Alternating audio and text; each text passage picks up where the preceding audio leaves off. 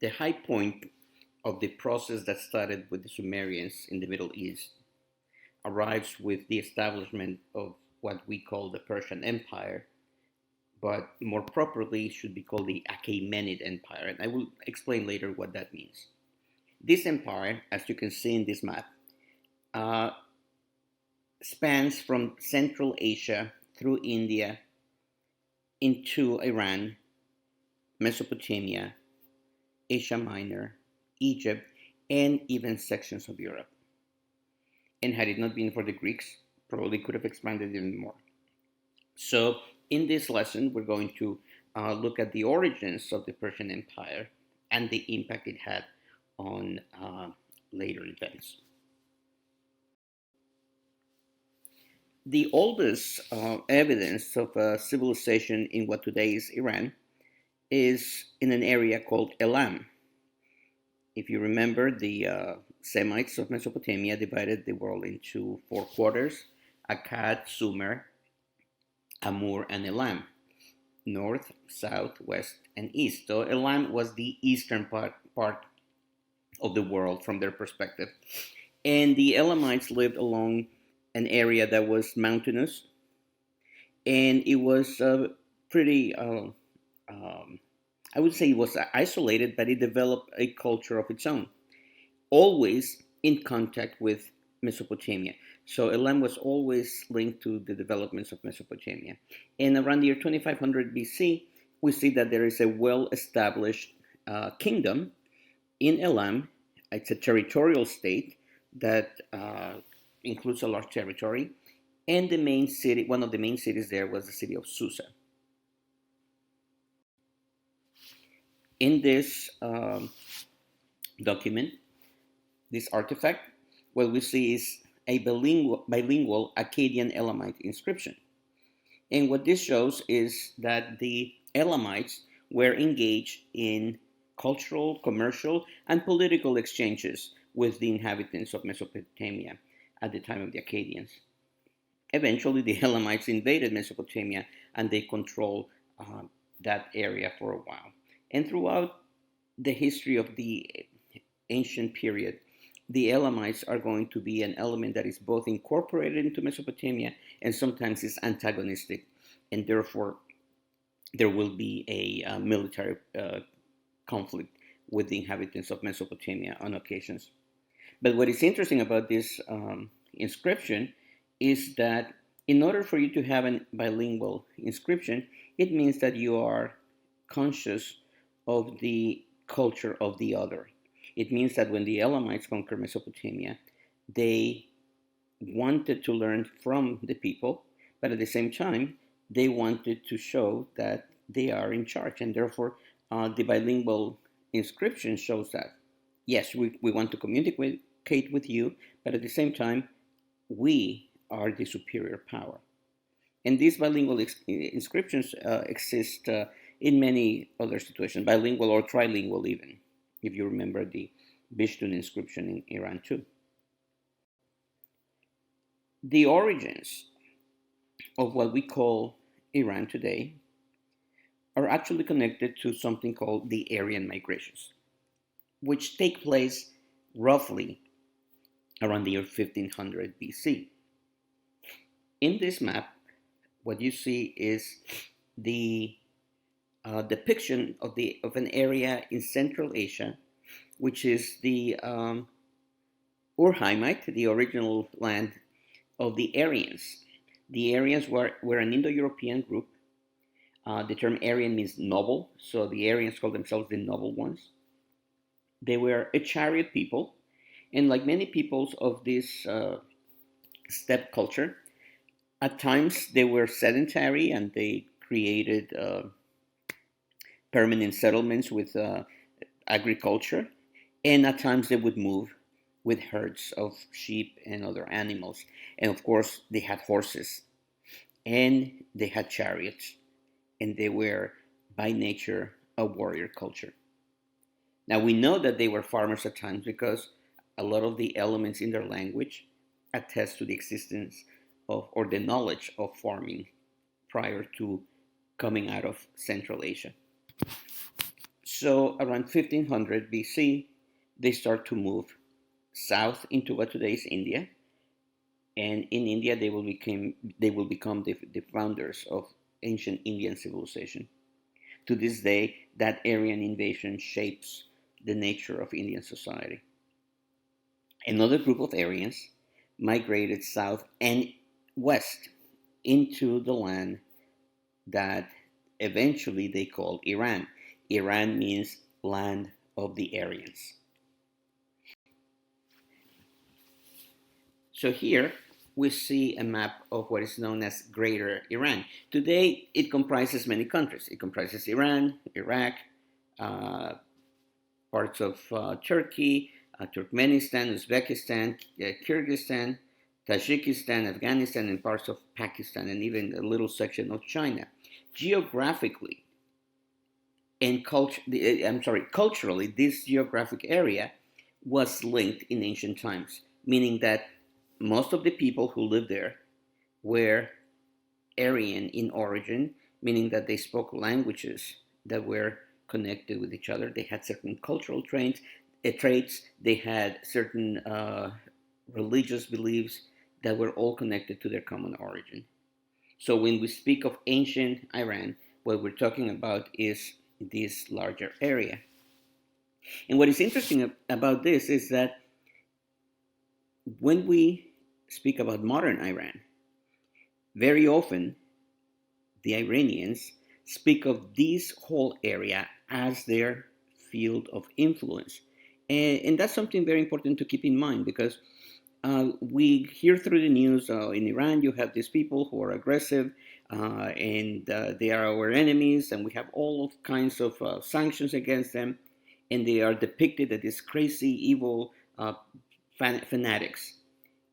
But when you look at this, you need to understand that for 3,500 years, Iranians have dominated the region. For thousands of years, Iranians have been the main power in the Middle East. And it is only in recent years that first the British and the French and then the Americans came in to influence the politics of the area. So when the Iranians look at the politics of the Middle East, they're looking at this place as their backyard. This is the area where they have interacted, not for centuries or thousands of years. And the fact that there is an Iran today and there was an Iran 3,000 years ago, that's a pretty unique thing. There are only a couple of countries that can say that. China is one that can say that. There was a China 3,000 years ago. There was an Egypt, an Egyptian state 3,000 years ago, actually, more than that. And then there was an Iran 3,000 years ago. And the people who live in Iran today are the direct descendants of the people who were there. And the language that they speak is still linked to the language that those Aryans spoke. And every March 20th, they celebrate Nowruz, the New Year.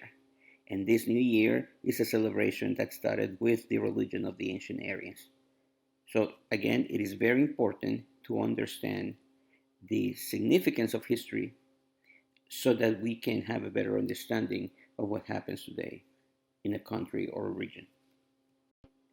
When the Aryans settled in what today is Iran, they established themselves in different areas and established different principalities.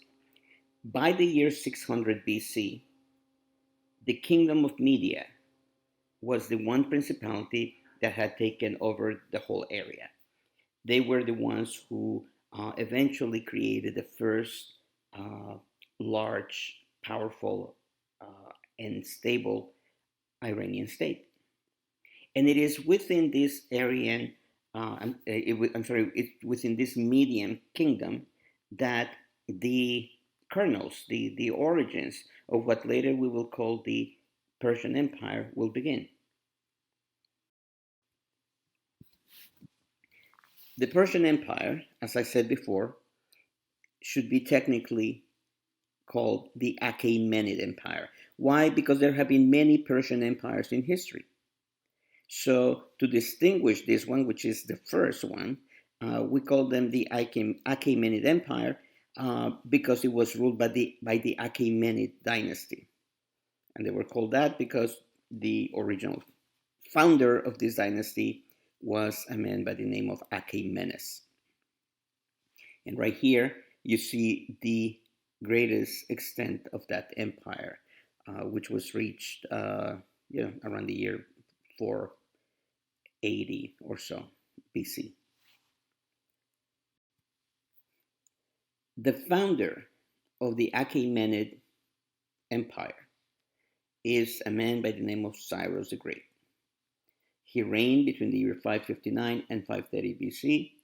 Not too many people are called the Great in history, and he's one because he was not only a great conqueror, but he established the foundations of an empire that lasted for about 200 years and produced an amazing civilization. And even after the collapse of that empire, the civilization that he created continued, and other empires reemerged later in Persian history. Cyrus the Great is a historical character. His existence is attested by documents, monuments, many things. His tomb actually exists. But like all great founders of empires, their origins are always surrounded in myth. There's always this foundational myth that is created in order to reassert the inevitability of greatness that surrounds men like this. So, according to the story, and this comes to us from the great Greek historian Herodotus, the king of Media was a man by the name of Astyages, and he had a young daughter by the name of Mandan. One day, uh, Astyages had a dream, and in that dream, Mandan was naked running through a field. He called the court interpreters of dreams. Every kingdom in those days, every court in those days had dream interpreters and astrologers who looked at the skies and interpret the fate of men. So he calls the dream interpreters, tells them his dream, and asks what the meaning is.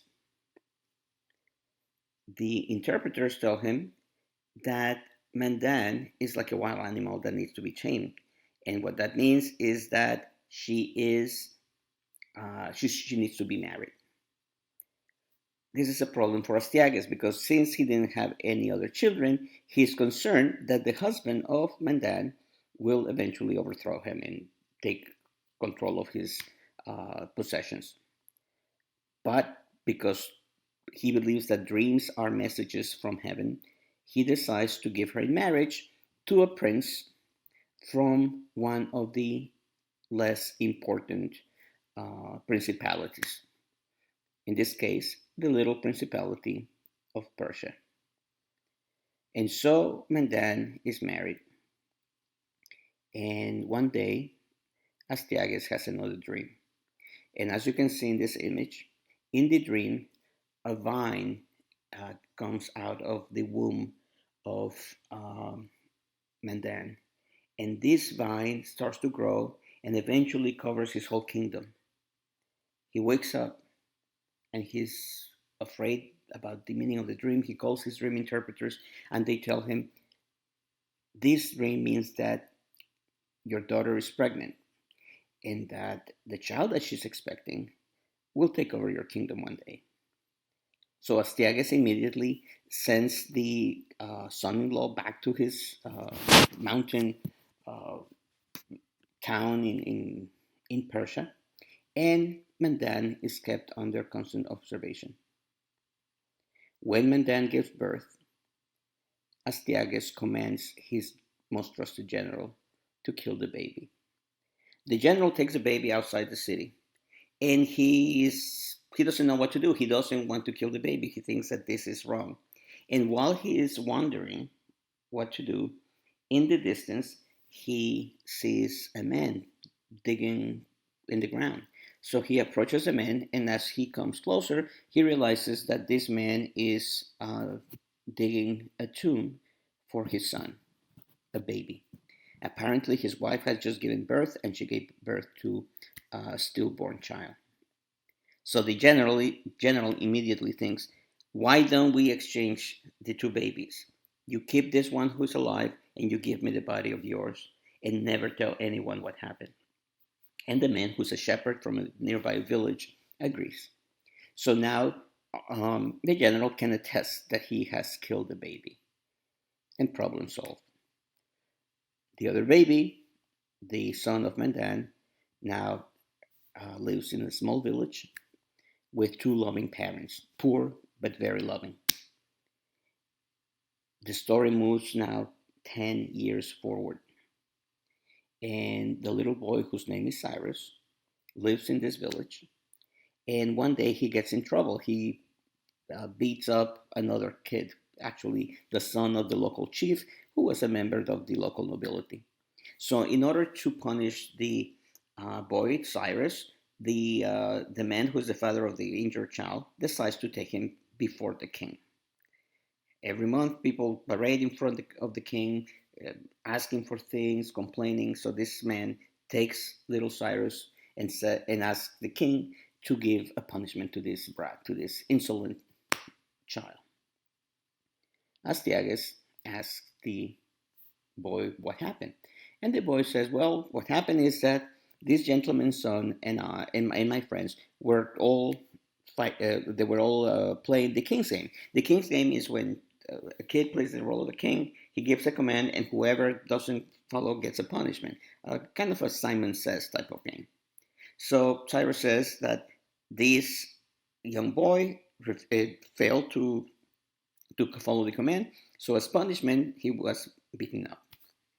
And then says, "Wouldn't your majesty punish a soldier who refuses to follow his orders?" And Astyages just smiles and says, "You know what? You seem extremely smart, very courageous. I want you to stay with me. I'm going to make sure that you receive a proper education." And so Cyrus is now living at the palace. And here, at one point, Harpagos, who was the general who had been ordered to kill the baby, looks at him, and there's something that there's a resemblance with Astyages, and then he starts to ask questions, and he realizes that this boy, this shepherd boy who has come to the palace, is not really a shepherd. He is the boy that he was supposed to kill. And he doesn't know what to do, and finally decides to come clean. He tells Astyages that that boy is his grandson. And you can imagine, Astyages is furious, but more than furious, he's afraid because he fears the prophecies, he fears the dreams. And for that reason, he calls his dream interpreters again and asks what to do. And the interpreters say, well, given that one baby died and one lived, that means that the prophecy will not be fulfilled because one life was taken away and one was returned, and you shouldn't worry about this boy. And Astyages says, fine. So even though he's very angry, he decides to let the child live. Harpagos, on the other hand, is punished. He one day he's invited to the palace to a banquet, and all night he's being served these delicious dishes. And at the end of the banquet, the servants come with a tray, and when they open the tray, is this the head of Harpagos' son. Apparently, he had been fed his son all night long as a punishment for not having executed the order that he was supposed to execute 10 years before.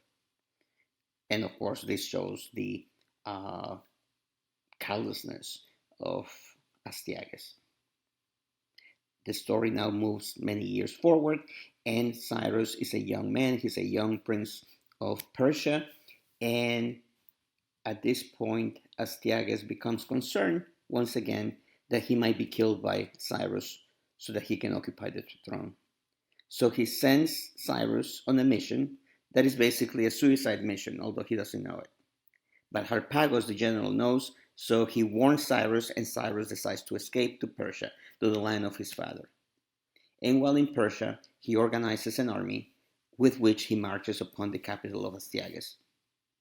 When Astyages learns that Cyrus is on his way with an army, he tells Harpagos to get the army together and go fight him. But that is not what happens. Harpagos joins Cyrus, and together the Persians and the Medes take the capital of Media, and Astyages has to escape. And then Cyrus becomes the king of Persia, and his destiny is fulfilled. Of course, this is just a legend, but this is an important legend for several reasons. It has all these elements that are repeated in many other stories in the Middle East and in the West. Stories about the baby who's supposed to be killed, but he doesn't get killed. Obviously connected to the story of Sargon, right? Stories of someone who is sent on a mission by a king, but that mission is designed to kill him, and somehow he finds out.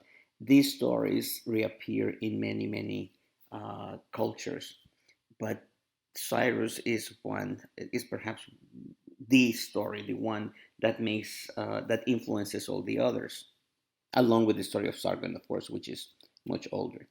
But what is the purpose of this story?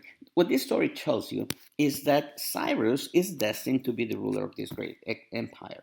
For the ancients, the designs of heaven, the designs of the gods are extremely important. And it is not enough to be great. You have to justify why you're great. You have to give people an explanation of why you are uh, destined to rule over a great empire. So, who is the real Cyrus? The real Cyrus is a Persian prince who takes over the kingdom of Media at one point. The Medes and the Persians have now become basically the same people. There are certain differences, but actually, when the Greeks wrote about them, they usually they use both names. They call them either Medes or Persians because to them it was the same. The historian Herodotus actually says that the Persians and the Medes wore different types of hats, and that's how you could tell the difference. But obviously, by this time, the Kingdom of Media has integrated these different Iranian subgroups into the kingdom. And when we say that the Kingdom of Media was replaced by the Persian Empire, what we're saying is that a dynasty that ruled the Kingdom of Media, that came from Media, was replaced by a dynasty that came from Persia, and that is the Achaemenid dynasty. That's the dynasty of Cyrus the Great. So what we call the Persian Empire or Achaemenid Empire is really a continuation of the Kingdom of Media. And what we see here in this map is how under Cyrus, the kingdom expanded from what today is Iran into the area of Armenia, into the kingdom of Lydia. The Lydians were Indo-Europeans, and then into Babylon. At that time, the kingdom of Babylon was ruled by the Chaldean dynasty, and Cyrus was the conqueror of that empire, which had replaced the Assyrians.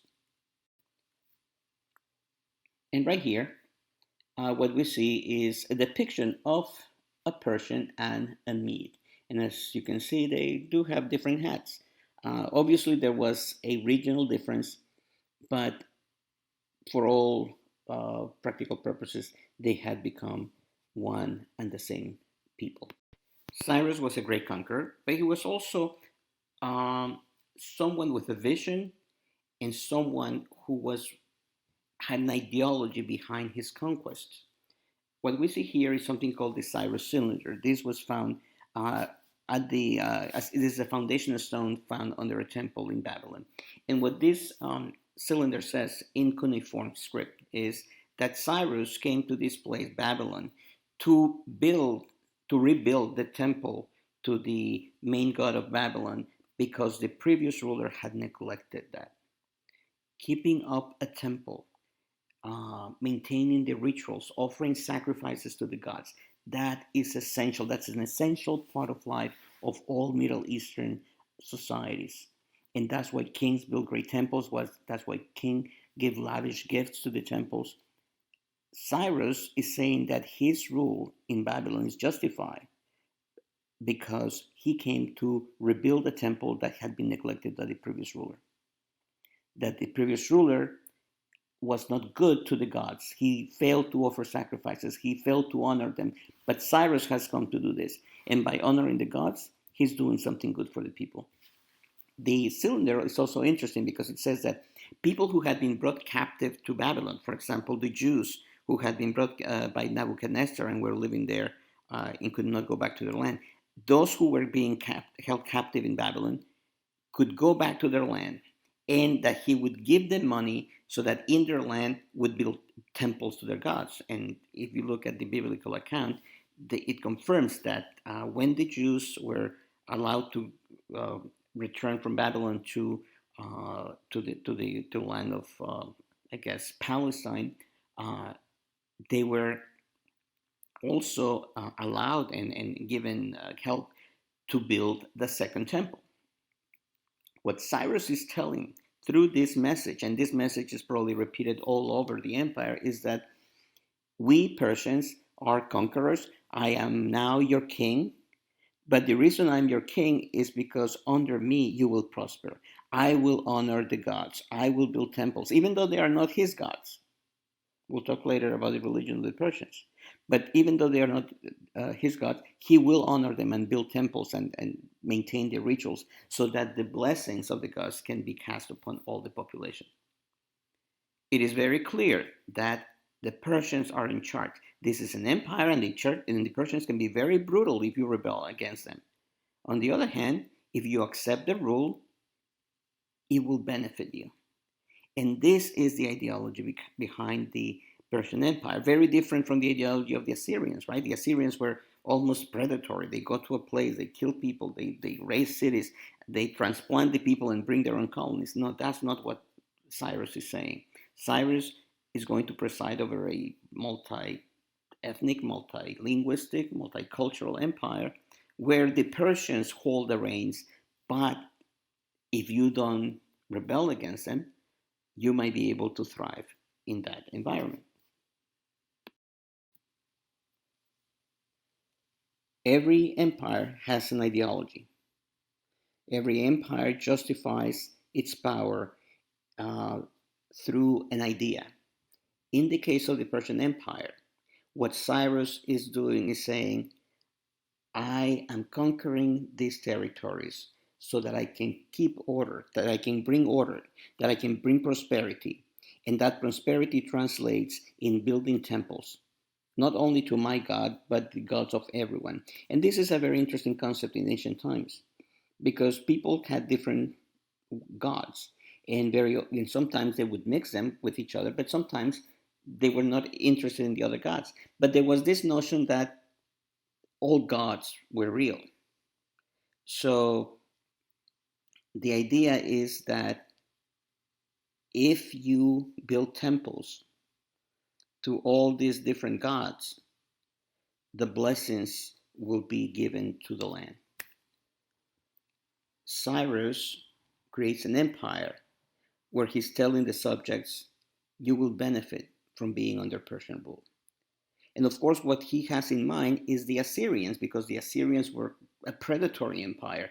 They came in and they destroyed cities and they deported the population.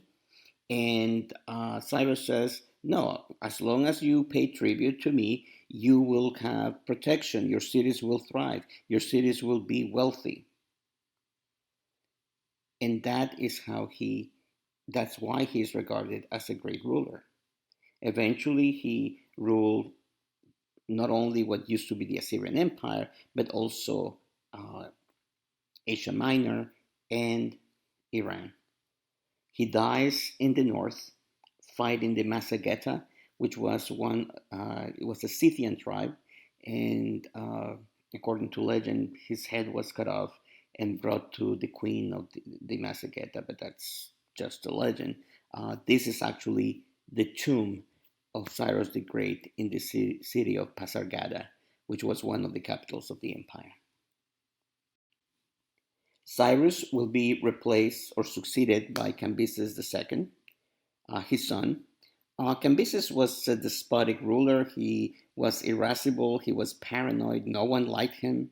But he accomplished something very different, very important.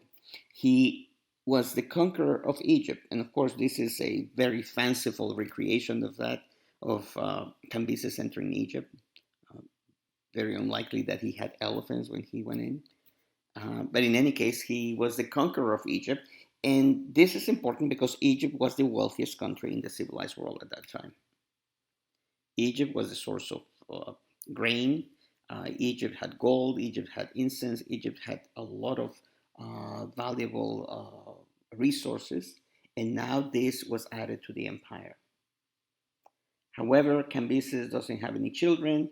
And even before he dies, uh, his brother, by the name of Bardia, starts to plot against him, or at least that's one version. So Bardia is imprisoned and killed, but in and this is while he was in Egypt. In Persia, a man claims that he is actually Bardia, that he is the brother of Cambyses and the other son of Cyrus, and he proclaims himself king.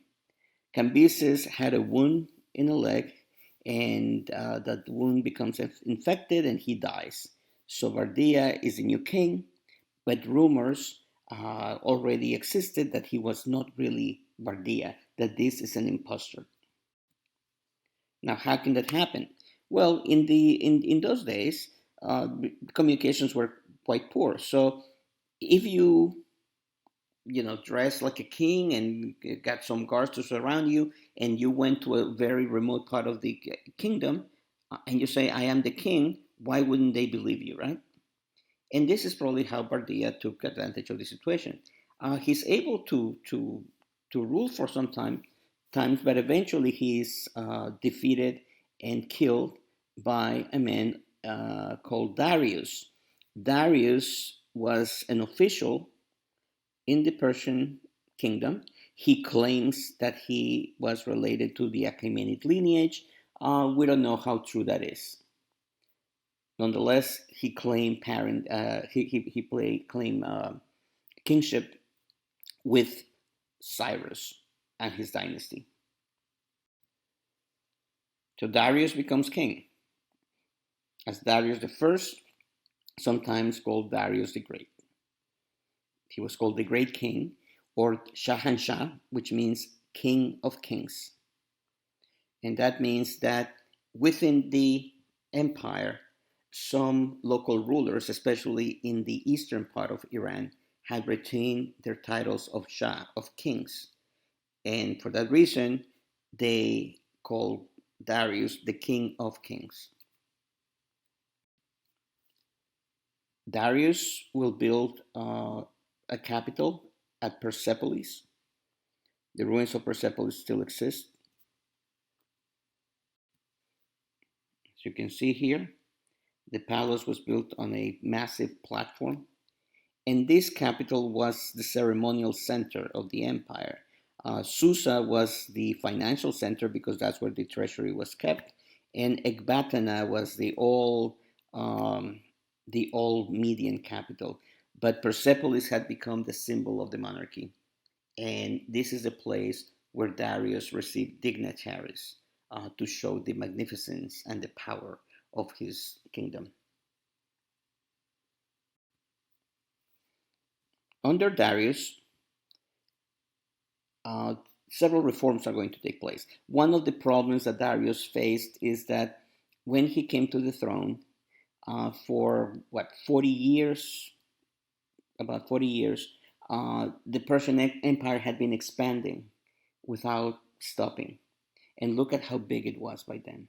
How do you administer a place like this? So what he did is that he divided Persia into 20 satrapies. A satrapy is a province, it's a division of the empire. And each satrapy is governed by a satrap. In the east, some of these satraps are actually local monarchs, local kings. They call them shahs. and he allowed them to stay there in control. In the center and the western part of the empire, the satraps were appointed. These satraps had tremendous power. They were the governors of the area. They were in charge of collecting taxes. They were in charge of maintaining the walls of the city, bringing infrastructure to the city. They were in charge of imparting justice. They were in charge of uh, raising armies and recruiting the soldiers. So all the powers of the state were concentrated in the hands of the satraps. And that's very good because then it allowed them to make decisions, especially when communications were poor in those days. On the other hand, it is problematic because a satrap who has access to money and access to troops may decide to become independent. And actually, that happened later in Persian history. So, in order to control the satraps, Darius created an office called the King's Eyes and Ears. The King's Eyes and Ears were officials who were well trusted, and they traveled with an entourage of scribes, people who knew how to read and write, accountants, and also soldiers, and they would visit the different satrapies unannounced, and they would stay there for a few weeks, and they would inspect the troops, they would inspect the city, they would inspect the fortifications. The accountants would look at the tax rolls to make sure that the satrap was not stealing money, and then they would write a report for the king. And of course, if the satrap did a good job, he would be rewarded or sent to an even better satrapy. And if the satrap did not do a good job, he would be dismissed, or worse, if the satrap was not being loyal or honest, he would be executed in brutal ways. For example, one of the ways in which people were executed in the Persian Empire was by pouring molten metal through the ears of the victim. There was another one where people would lay naked between two boats after having had incisions made on their skin, and then they would be fed milk and honey so they would get diarrhea. And that means that flies would come in, and the flies would lay eggs on the wounds of the victim, and then the wounds would fester with maggots that would eat the victim. I mean, that's a pretty horrible way of dying, and incredibly inventive in a bad way. Way of torturing someone. But the point of these types of punishments is that the worst thing that you can do is to challenge the authority of the king or to betray the king. So the reorganization of the empire is very good. Now, with such a vast empire, you need communications, and Darius built something called the Royal Road, which you can see is that dark line that extends from the city of Susa, which was the financial capital of the kingdom, all the way to the city of Sardis, which is in Lydia on the west. The Royal Road also had posts with horsemen, and this was the first mail service in the world. The king of Persia could have information, deliver or get information from any corner of his empire within 2 weeks, which for that time was really amazing. So these horsemen would travel from post to post to get fresh horses and move on to deliver their messages. So this royal postal service is probably the oldest postal service in the world, and they even had their own motto that neither rain nor snow nor the darkness of the night would stop the mail from being delivered. Another issue that was problematic during the time of Darius was money.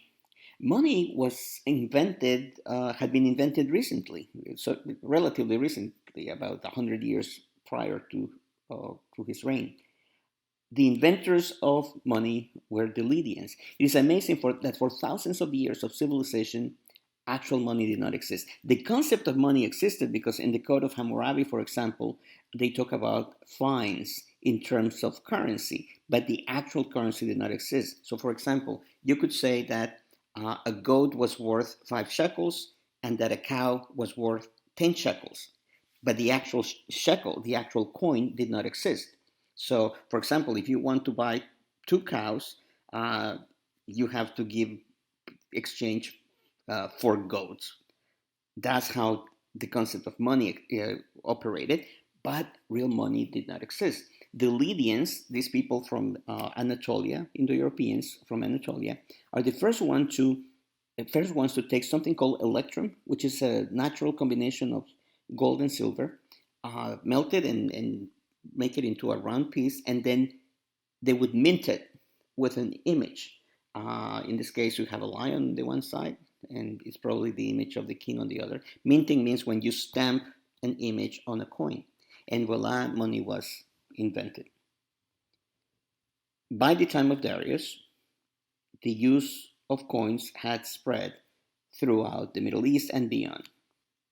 The problem, however, is that the value of a coin is on the amount of gold or silver that it contains, and that you cannot tell. And that means that if you go to a market and someone wants to pay you with, I don't know, with coins from Urartu, say thank you, but I don't take this money because I don't know whether these are good coins or not. So Darius comes up with an idea. He's going to standardize money. What does that mean? Well, standardization of money means that money will only be minted at authorized places, royal mints. These are the places that will produce the coins, and then you have the absolute certainty when you get this coin, which was called a direct because it has the image of Darius. When you get this coin, you know you're getting a good coin. And that's good for commerce. In addition to this, Darius also standardized weights and measurements. In those days, if you went to a market in Babylon and you wanted to buy 3 pounds of something, you had to ask, are these Babylonian pounds? Are these Aramean pounds? Are these Egyptian pounds? And that's not good, right? Today in the world, most people use the metric system. The United States is the only one that uses the English system, right? Sometimes also called the imperial system. Not even the English use the English system anymore, but we still do, which is really backwards.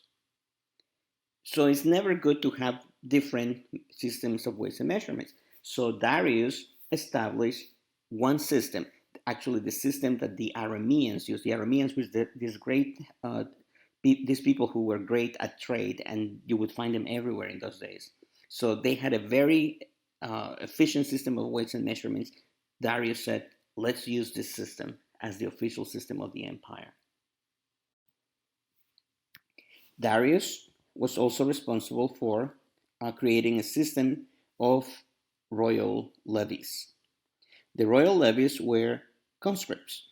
Each satrap had the obligation of raising a certain number of soldiers for the army.